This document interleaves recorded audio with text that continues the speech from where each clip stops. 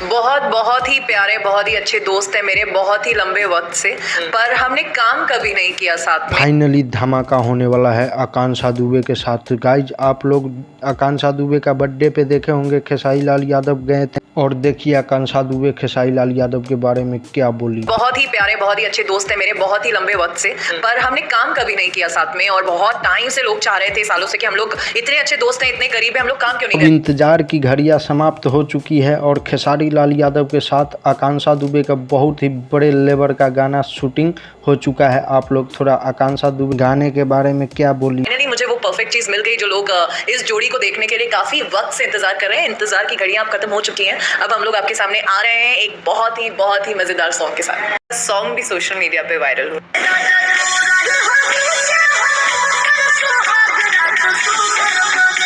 Channel पे नए हो तो सब्सक्राइब कर लीजिएगा। भोजपुरी का हर खबर आपको सबसे पहले मिलेगा इस चैनल पे। तो चैनल पे नए हो तो सब्सक्राइब कर लीजिएगा। वीडियो अच्छा लगे तो लाइक कमेंट करके जाइएगा। फिलहाल मिलते हैं किसी नए वीडियो के साथ।